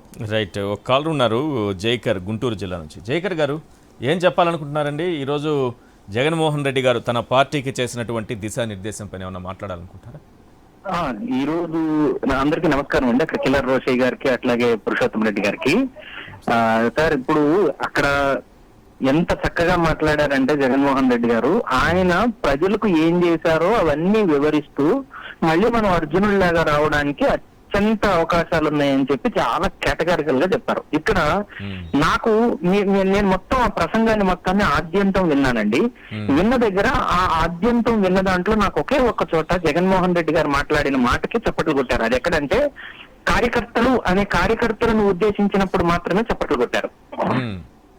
నేను ఇక్కడ ఇందాక పురుషోత్తం రెడ్డి గారు చేసినటువంటి వ్యాఖ్యలతో నేను ఏకీభవిస్తున్నాను. ఎందుకంటే కార్యకర్తలను విస్మరించడం అనేది జరిగింది. అలాగే ద్వితీయ శ్రేణి నాయకులను కూడా కాస్త విస్మరించి ఈ వాలంటీర్ వ్యవస్థకి మాత్రమే అత్యధిక ప్రాధాన్యత ఇవ్వటం మూలాన కూడా దీనిలో కొంత లోపం జరిగింది అనేది మాత్రం వాస్తవం. నాకైతే ఈశ్వర్ గారు, నాకు జగన్మోహన్ రెడ్డి గారి పాలనని అసహించుకున్నారు అని మాత్రం నేను ఎప్పుడూ అనుకోను. ఎందుకంటే మరి ఓడిపోయారు కదా సార్, పరిమితమయ్యారు కదా. నేను అట్లా అనుకోవట్లేదు. ఎందుకంటే నాకు జగన్మోహన్ రెడ్డి గారి పాలన, ఆయన ఓటమి నాకు ఒక సినిమాని జ్ఞాపకం చేస్తుంది. బొమ్మరిల్లు అనే సినిమా చూస్తుంటారు. దాంట్లో ఈ ప్రకాష్ రాజ్ అనేవాడు సిద్ధార్థకి కావలసినవి అన్ని ఇస్తూ ఉంటాడు. ఆయన ఎన్ని కావాల్సినవి ఇచ్చినా గానీ సిద్ధార్థకి తాను కావాల్సింది రావట్లేదు. అవును. కాబట్టి సిద్ధార్థ ఆయనకి ఎదురు తిరుగుతాడు, నాన్న నువ్వు నాకు కావాల్సినవి అన్ని ఇస్తున్నావు కానీ నాకేం కావాలో నువ్వు అర్థం చేసుకోవట్లేదు అని నాన్నకు వ్యతిరేకంగా. అంటే తండ్రి ఎప్పుడు మంచిగా కోరుకుంటాడు. జగన్మోహన్ రెడ్డి గారు కూడా ప్రకాష్ రాజ్ లాగా ఆంధ్రప్రదేశ్ రాష్ట్ర ప్రజల సంక్షేమాన్ని మాత్రమే కోరుకున్నారు. ఇక్కడ సిద్ధార్థ ఆశించినట్లుగా ఆంధ్రప్రదేశ్ రాష్ట్ర ప్రజలు కూడా జగన్మోహన్ రెడ్డి గారి దగ్గర నుంచి ఈ స్పర్శ కోరుకున్నారు. ఆయనకిన్న ప్రజా దర్బార్ అంటే మేము ఒకసారి మోదవల్ ఫోరం మీటింగ్ లోకి వెళ్ళాము. అదే మీటింగ్ లో పురుషోత్తం రెడ్డి గారు కూడా ఉన్నారు. అప్పటికి ఇంకా సజ్జల వెంకటకృష్ణారెడ్డి గారు రాలేదు. పురుషోత్తం రెడ్డి గారు నాతో అన్నారు, అరే నువ్వు ఒక్క 10 నిమిషాల తర్వాత మాట్లాడాల్సిందయ్యా ఈ మాట అన్నారు. నిజానికి ప్రజా దర్బార్ అనేది చేసినట్టయితే ప్రజలు కోరుకున్నది ఏంటంటే జగన్మోహన్ రెడ్డి గారు మాకు అన్ని ఇచ్చినా కాదండి, వాళ్ళకు కూడా ఏదో ఒకటి కావాల్సి ఉంటుంది. నేను రోజు మీకు చికెన్ వేసి పెట్టినా గానీ మీకు ఇబ్బంది ఉండొచ్చు. మీకు ఏదైనా పచ్చడితో కావాలని ఉందేమో. మీ అభిప్రాయాన్ని నేను తెలుసుకోలేకుండా నేను ఇంకా మంచి చేయాలని ఇంకా చేశాను. నేను దాన్ని రిసీవ్ చేసుకోవడంలో నేను మిస్అండర్స్టాండ్ చేసుకున్నాను అనేది వాస్తవం. ఇక మూడోది ఏంటంటే ఇక్కడ ఇప్పుడు జరుగుతున్నటువంటిది అంటే ఇంతకు మీరు అయ్యన్న పాత్రుడు దాని విషయాన్ని మీరు చెప్తున్నారు కాబట్టి గుర్తు చేశారు కాబట్టి మళ్ళీ చెప్తున్నాను సార్. ఇక్కడ 3 అంచెల విధానంలో ఆంధ్రప్రదేశ్ రాష్ట్ర ప్రజల్ని ఇబ్బంది పెట్టడానికి తెలుగుదేశం పార్టీ కంకణం కట్టుకుంది. మొట్టమొదటిది ప్రజలను ఇంటిమిడేట్ చేస్తున్నారు. ఇంటిమిడేటెడ్ ఇన్ 3 స్టేజెస్ అండి. 3 స్టెప్స్ లో 3 అంచెల విధానంలో వీళ్ళు డిస్ట్రక్షన్ కు పూనుకున్నారు. ప్రజల మీద, ప్రభుత్వ ఆస్తుల మీద ధ్వంసం చేస్తూ ప్రజలను ఎవరైనా సరే ప్రశ్నించే గొంతుకును అడ్డుకోవడానికి మొదటి స్టెప్ లో వాళ్ళు తీసుకున్నారు. ఇక రెండవది అయ్యన్న పాత్రుడు గారి వ్యాఖ్యలను చూసిన మున్సిపల్ అధికారులను చూసుకొని నాకు అంటూ మాట్లాడడం, మీ కళ్ళు డాష్ ఇట్లా మాట్లాడడం. అలాగే ఆయన అచ్చెన్నాయుడు గారు అధికారుల్ని మీరు పసుపు బిళ్ళ తీసుకెళ్తే చాలు మీకు టీ ఇచ్చి పని చేయాలి అని అనడం గాని, అంటే అది రెండో స్టెప్ అండి. అంటే అధికారులను మొత్తాన్ని ఇంటిమిడేట్ చేయటం. మూడవది ప్రభుత్వ యంత్రాంగాన్ని, బ్యూరోక్రాట్లను మొత్తాన్ని, ఐఏఎస్ ఐపీఎస్ ఆఫీసర్ మొత్తాన్ని చూడండి ఎంత ఇదిగా చెప్తున్న ఛానళ్ళని ప్రక్షాళన చేసేస్తున్నారు. నాకు అర్థం కాదు. చంద్రబాబు పక్కన కూర్చున్న వాళ్ళని ఎవరెవరు కావాలో చంద్రబాబు తెచ్చుకుంటే అది ప్రక్షాళనట. వైఎస్ఆర్సీపీలో పనిచేసిన వాళ్ళు చంద్రబాబు ఎవరైతే వద్దనుకుంటారో వాళ్ళంతా చెడ్డవాళ్ళంట. చంద్రబాబు వద్దనుకున్న వాళ్ళందరూ అవినీతి పరులట. చంద్రబాబు పక్కన కూర్చున్న వాళ్ళందరూ ప్రక్షాళన అయిపోయి మంచోళ్ళు అయ్యారట. అంత మంచోళ్ళు, పునీతులు, అగ్ని పునీతుల్లాగా. వాళ్ళు చెడ్డోళ్ళని నేను చెప్పట్లేదు. ఎల్లో మీడియా వాళ్ళని ఆ విధంగా ప్రక్షాళన మొదలు పెట్టిన చంద్రబాబు అట. ప్రక్షాళన అంటండి. ఒక ప్రక్షాళన. చంద్రబాబు నాయుడు గారు సీఎం, ఆయన కావాల్సిన వ్యక్తులు తెచ్చిపెట్టుకుంటే ప్రక్షాళన. ఇప్పుడు ఇండైరెక్ట్ గా అంటే చంద్రబాబు నాయుడు గారు ఎవరినైతే వద్దంటారో వాళ్ళందరూ దుర్మార్గుల, అవినీతి పరుల. ఇండైరెక్ట్ గా వాళ్ళు ఏం చేస్తున్నారంటే ఐఏఎస్ ఐపీఎస్ ఆఫీసర్ ని ఐఆర్ఎస్ ఐఓఎస్ అనేటట్టుగా మాత్రమే మార్చుకుంటున్నారు. కాబట్టి ఈ 3 స్టేజెస్ లో వాళ్ళు ఏం చేస్తున్నారంటే ప్రజలని ఇంటిమిడేట్ చేసి భయపెట్టి ప్రశ్నించే గొంతుకులు లేకుండా చేస్తున్నారు అనేది ఒకటి. జగన్మోహన్ రెడ్డి ఒకటే ఒక మాట సార్. కాబట్టి జగన్మోహన్ రెడ్డి గారిలో ప్రజలు ఎప్పుడు వారియర్ ని చూశారు సార్. అతనిలో ఒక యోధుడిని చూశారు. సోనియా గాంధీ మీద పోరాటం చేసి తిరగబడినటువంటి యోధుడిని చూశారు. అటువంటి తరుణంలో జగన్మోహన్ రెడ్డి గారు మౌనంగా ఉండటం కూడా చాలా మంది తట్టుకోలేకపోయారు సార్. న్యూట్రల్ గా ఉండటం తట్టుకోలేకపోయారు సార్. వాళ్ళు పిల్లని ప్రచారం చేయటం, పరదాలని ప్రచారం చేయటం, ఇలా అంటే కార్యకర్తలకి సీఎం గారికి మధ్యలో ఈ అసలు యాక్సెస్ అనేది లేకుండా పోవడం, దూరంగా వెళ్లిపోవడం. ఆయన ప్రతిపక్ష నేతగా ఉన్నప్పుడో లేకపోతే కాంగ్రెస్ నుంచి బయట వచ్చినప్పుడో ఆయనకి విపరీతమైన పేర్లు పెట్టుకుంటూ వచ్చారు. అప్పుడు ఆయన స్పందించలేదు. ప్రతిపక్ష నేతగా ఉన్నప్పుడు ఆయనకు విపరీతమైన పేర్లు పెట్టుకుంటూ వచ్చారు, అప్పుడు స్పందించలేదు. కనీసం ముఖ్యమంత్రిగా 151 స్థానాలు 50% ఓట్ షేర్తో ప్రజలు అధికారం ఇచ్చినప్పుడు కూడా ఆయన ఎప్పుడూ దాన్ని ప్రదర్శించుకోలేదు. ఆయన్ని తొగ్లక్ అన్నారు, సైకో అన్నారు, క్యాన్సర్ గడ్డ అన్నారు, పరదాల వీరుడు అన్నారు, రకరకాల అవమానాల పాలు, వీళ్ళు ఇష్టం వచ్చినట్టు మాట్లాడారు. అప్పుడు కూడా నేను అనేది అయినా గానీ ఆయన రిటాలియేట్ చేయలేకపోవడం, ఆయన దానికి ప్రతి స్టేట్మెంట్ ఇవ్వలేకపోవడం, ఆయన దాన్ని అదే అంటున్నా. ప్రతిపక్ష నేతగాను అలాగే సైలెంట్ గా ఉన్నారు, ముఖ్యమంత్రిగా ఉన్నప్పుడు కూడా అలాగే ఉన్నారు. ఇప్పుడు అక్కడ దాకా ఎందుకు ఈశ్వర్ గారు, నేను మీకు చిన్న క్లాసిక్ ఎగ్జాంపుల్ ఏం లేదండి, ఆయన నేను మంచి చేస్తాను కాబట్టి ఇవన్నీ ఎందుకు పట్టించుకోవాలనేది ఆయన ఉద్దేశం. ఓకే, కానీ కొంతమంది దాన్ని ఎలా ఉపయోగించుకున్నారు? మన సైలెన్స్ అనేది, మంచితనం అనేది అన్ని సందర్భాల్లో మంచితనం కాదు సార్. కొన్ని సందర్భాల్లో ఆ మంచితనాన్ని కొందరు దుర్మార్గులు చేతగానితనం అని కూడా అనుకుంటారు. ఈశ్వర్ గారు, నేను చిన్న ఎగ్జాంపుల్ చెప్పి ముగిస్తాను. ఈ రోజు జరిగింది మా విశ్వన్నపేటలో ఎవరో జగన్మోహన్ రెడ్డి గారిని జగన్ రెడ్డి లాంటి అసమర్థుడి మూర్ఖత్వం వలన పోలవరం ఆగిపోయింది అని ఒక పోస్ట్ పెట్టాడు. దానికి నేను సింపుల్ గా ఇచ్చానంటే, చంద్రబాబు లాంటి అసమర్థుడి వలన వాళ్ళు ప్రయోగించిన పదాన్నే ప్రయోగించా. చంద్రబాబు నాయుడు లాంటి అసమర్థుడి మూలానే పోలవరం వెనకబడింది, రాజశేఖర రెడ్డి జగన్మోహన్ రెడ్డి మూలాన ముందుకెళ్ళింది అని చెప్పినందుకు వెంటనే ఆ మెసేజ్ ఒక్కటి పెట్టినందుకు నాకు విపరీతంగా తెలుగుదేశం వాళ్ళ నుంచి ఫోన్లు, ఏమయ్యా నువ్వేంటి నీ ఇష్టం చంద్రబాబు నాయుడు మీద నువ్వు వ్యాఖ్య రాస్తావా, వచ్చి పోలీస్ స్టేషన్ లో కేసు పెడతావు, వచ్చి తెలుసుకో, కేసు పెట్టడమే. జాగ్రత్తగా ఉండండి, చెప్తున్నాను సార్. పార్టీ నాయకులు ఏమన్నా పర్లేదు కానీ మీరు ఇతరులు మాత్రం మాట్లాడకూడదు. చాలా నేను అక్కడ ఎందుకు చెప్తున్నానంటే 5 సంవత్సరాల పాటు మేము ఎక్కడా అనలేదు, 5 సంవత్సరాల పాటు మేము ఏ మాట మాట్లాడలేదు. రైట్, థ్యాంక్ యూ అండి జేకర్ గారు కాల్ చేసినందుకు.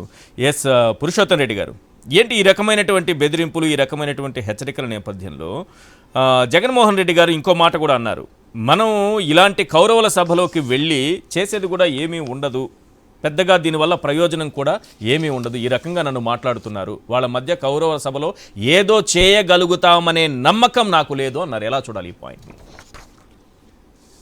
బేసిక్ గా ఈ రోజు అయ్యన్న పాత్రుడు గారి వీడియో ఏదైతే వచ్చిందో ఆ వీడియోని చూసి చంద్రబాబు గారు కూడా హర్షిస్తారని నేనైతే అనుకోను. ఎందుకంటే అది తెలుగుదేశానికి నష్టం.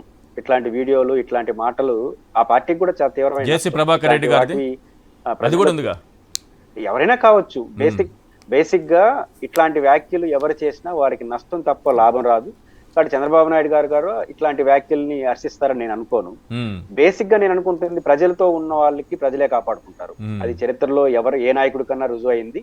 ప్రజల్లో పనిచేసే వాళ్ళకి కొన్ని జాగ్రత్తలు ప్రత్యేకంగా తీసుకోవాల్సి ఉంది, తీసుకుంటారని అనుకుంటున్నాం. ఖచ్చితంగా జగన్ గారు డేవా నుంచి కొట్లాటే కాబట్టి అది పెద్ద అంశంగా ఉంటుందని నేను అనుకోవట్లేదు. రెండో అంశం, విస్తృతంగా ప్రజలని జగన్మోహన్ రెడ్డి గారు ప్రజలు కలవడం అంటే, రాజశేఖర రెడ్డి గారి పాపులర్ డైలాగ్ ఉంది అసెంబ్లీలో, చంద్రబాబు నాయుడు గారు నంబర్ ఆఫ్ విచారణలు జరిగినప్పుడల్లా రాజశేఖర రెడ్డి గారు విచారణకు ఒప్పుకునేవాడు.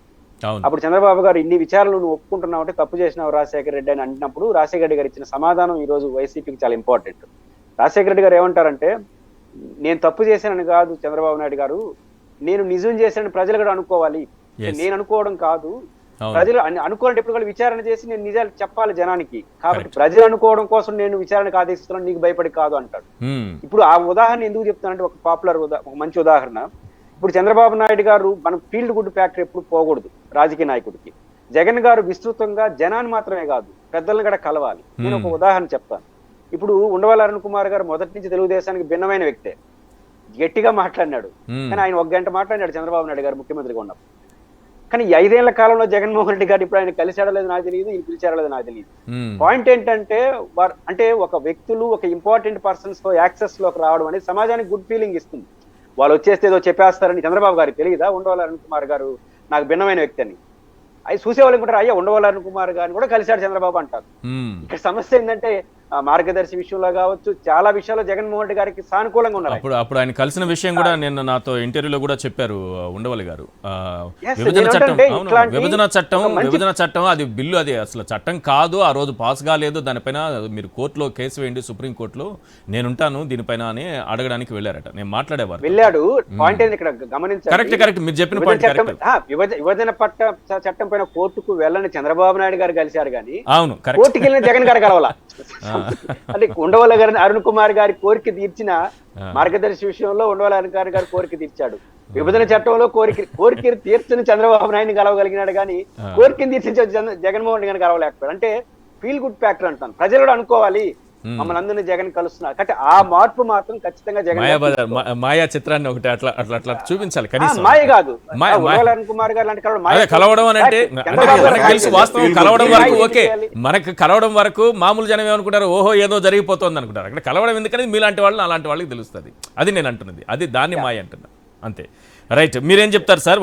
ఒక్క సెకండ్ మన కిలార్ రోసయ్య గారితో మాట్లాడే ముందు, ఇప్పుడున్నటువంటి ఈ కూటమి, ఈ ప్రభుత్వం ఇప్పటికీ కొద్ది రోజుల్లోనే అంటే జనవరికి డిసెంబర్ ఒక 6 నెలల్లోనే దీని హనీమూన్ ముగుస్తుంది అన్నట్టుగా జగన్ గారు మాట్లాడారు. ఒకసారి ఆ బైట్ ప్లే చేయండి, దానిపైన మాట్లాడదాం. దాదాపు 1 కోటి మంది పిల్లలు పైగా ఉంటారు, బళ్ళకు పోయే పిల్లలందరికీ ఇస్తామన్నాడు.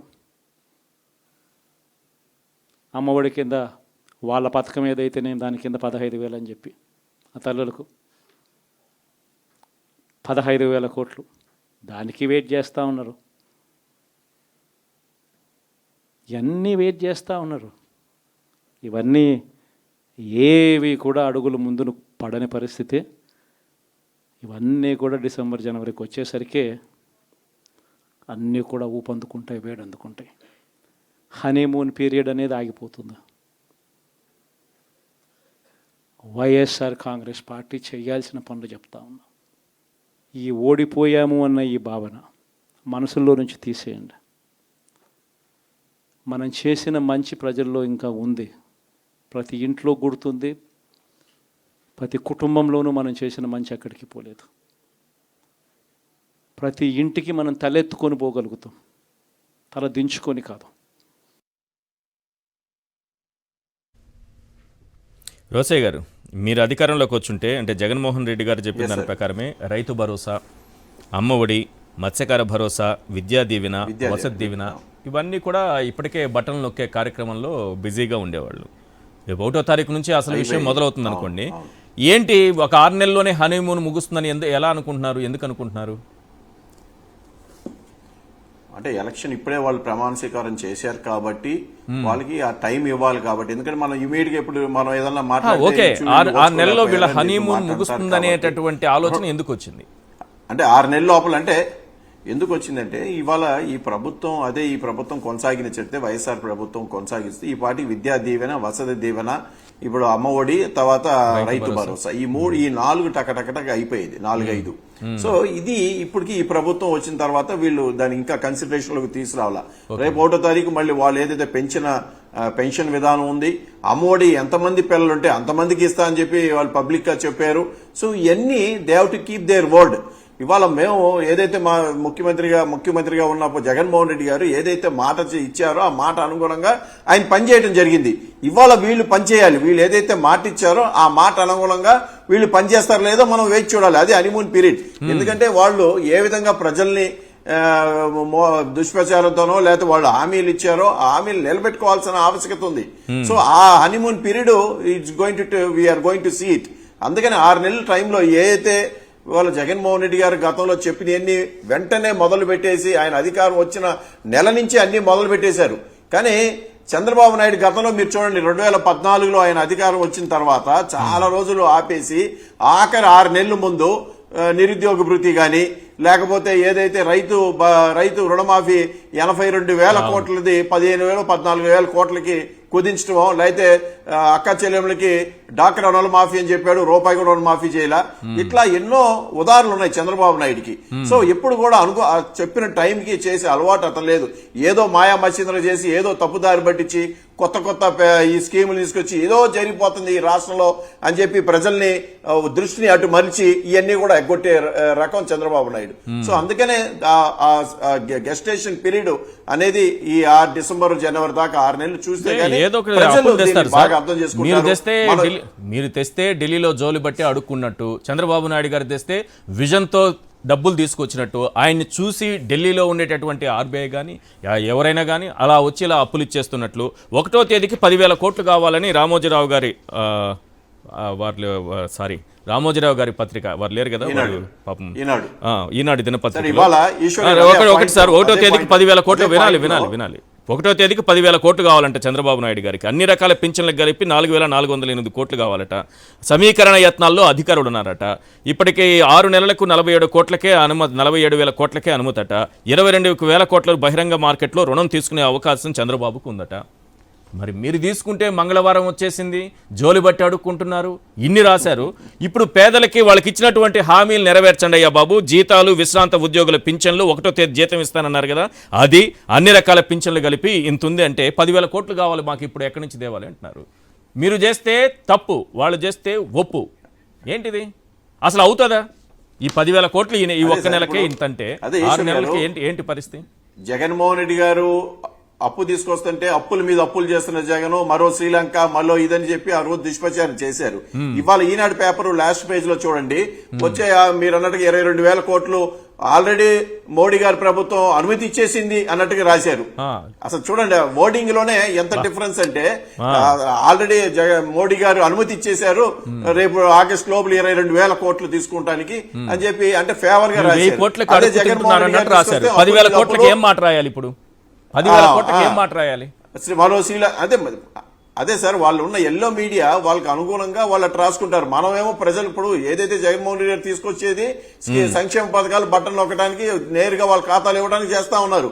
ఎక్కడ కూడా మిగతా ఇది లేదు. సో ఇవాళ నిజంగా గొప్పతనం ఏంటంటే జగన్మోహన్ రెడ్డి గారు మా ప్రభుత్వంలో 2,70,000 కోట్ల రూపాయలు నేరుగా బెనిఫిషియరీ ఖాతాలో పడి ఎక్కడ కూడా ఒక్క సింగిల్ రూపాయి తప్పు జరగకుండా మరి ఇవాళ వాళ్ళు చేసి చూపించమనండి. ఇవాళ జగన్మోహన్ రెడ్డి గారు ఒక సొల్యూషన్ చూపించారు, ఏ విధంగా సంక్షేమ పథకాలు అందించాలి, ఏ విధంగా ప్రజలకు నేరుగా అందించాలి, ఎక్కడ కూడా మధ్యవర్తి లేకుండా, ఎక్కడ కూడా పార్టీ కులం మతం అనేది లేకుండా. ఇదే ఇవాళ ఏదైతే జగన్మోహన్ రెడ్డి గారు అంత మంచి, ఇవాళ పబ్లిక్ లో ఒక నానుడు ఉంది, జగన్మోహన్ రెడ్డి గారు పార్టీ కులం లేకుండా అందరికి ఇచ్చేశాడు, ఇవాళ చూడు ఏమైందని పార్టీ కార్యకర్తలు ఒక నానుడు ఉంది. కానీ ఆయన మంచి చేశాడని వాళ్ళు ఎవరు చేయలేదని ఎవరు చెప్పలేరు. ఏదైతే జగన్మోహన్ రెడ్డి గారు ఓడిపోయినా పార్టీ అనేది లేకుండా ఇచ్చారో, ఎస్ అదే విధంగా కులం లేదు, మతం లేదు, పార్టీ లేకుండా ఇవాళ ఇవ్వాల్సిన ఆవశ్యకత చంద్రబాబు మీద ఉంది. అది ఇవ్వకపోతేనే ఆ గెస్టేషన్ పీరియడ్ అనేది ఇవాళ మనం చూడబోతాం. రైట్. పురుషోత్తం రెడ్డి గారు, ఏంటి హనీమూన్ ముగిసేటటువంటి ప్రమాదం కనిపిస్తోందా, లేకపోతే 5 ఏళ్ల పాటు జాగే అతిపెద్ద హనీమూన్ అవుతుందా? ఏమవుతుంది అనుకుంటారు ఈ హనీమూన్ గురించి? జగన్మోహన్ రెడ్డి గారు డిసెంబర్ చెప్పడంలో ఒక లాజిక్ ఉంది. డిసెంబర్ చెప్పడంలో ఉద్దేశం ఏంటంటే చంద్రబాబు నాయుడు గారు ఇచ్చిన ఎన్నికల హామీలన్నీ ప్రారంభం కావాలి. అన్ని హామీలు ఓకే, ముగింపు కాదు, ప్రారంభం కావాలి. రైతు అన్ని హామీలు ప్రారంభం అయిపోవాలి డిసెంబర్ లోపల. ఆయన నమ్మకం ఏంటంటే జగన్మోహన్ రెడ్డి గారి నమ్మకం ఆయన చేయడని, ఆయన నమ్మకం చేయడని ప్రారంభం కావాలి. కాబట్టి ఆయన బలంగా నమ్ముతున్నాడు కాబట్టి డిసెంబర్ నుంచి యాక్టివిటీ స్టార్ట్ అవుతుంది అనేది వారి ఉద్దేశం. కానీ వైసీపీ అట్లా అనుకుంటా ఉంది, కానీ చంద్రబాబు గారు ఆల్రెడీ ఏరే పని పెడుతున్నాడు వీళ్ళకి, అది గమనించాలి. ఈ రోజు అమరావతి యాత్రలో చెప్పాడు కదా, 2వ పని పెడుతున్నాడు. అదేంటంటే అమరావతి రాజధాని డైవర్షన్ కాదు, మీరు ఎఫెక్టివ్ గా మాట్లాడచ్చు మీరు కొంచెం ఓపుకుంటే. ఎందుకంటున్నానంటే అమరావతి పైన ఒక వైట్ పేపరు, పోలవరం పైన ఒక వైట్ పేపర్, ఇప్పుడు 3 వైట్ పేపర్లు ఫిక్స్ అయినాయి. ఆర్థిక పరిస్థితి పైన ఒక వైట్ పేపరు, అమరావతి పైన ఒక వైట్ పేపరు, పోలవరం పైన వైట్ పేపర్. ఇది అదనపు పని. దీన్ని కొంచెం ఎఫెక్టివ్ గా మీరు వాస్తవాలు చెప్పేదానికి ఒక మంచి అవకాశం కదా. మీరు అడిగితే నేను చెప్పడానికి ఎక్కువ అవకాశం ఉంటుంది. ముఖ్యమంత్రి గారు వైట్ పేపర్ రిలీజ్ చేశారు అనుకోండి, ఆ వైట్ పేపర్ ఏంటో తెలుస్తుంది. అవును, ఆ వైట్ పేపర్ వాస్తవాలు తెలుస్తాయి. అప్పుడు మీరు మాట్లాడడానికి కూడా దానికి దీనికి పోల్చి చెప్పుకోవచ్చు. కాబట్టి మీరు హామీల అమలు కోసం వైట్ పేపర్ అంటే ఖచ్చితంగా వాస్తవాలే ఉంటాయి కదా. అంటే వాస్తవాలంటే వాళ్ళు చెప్పమని మనం చెప్తాం కదా.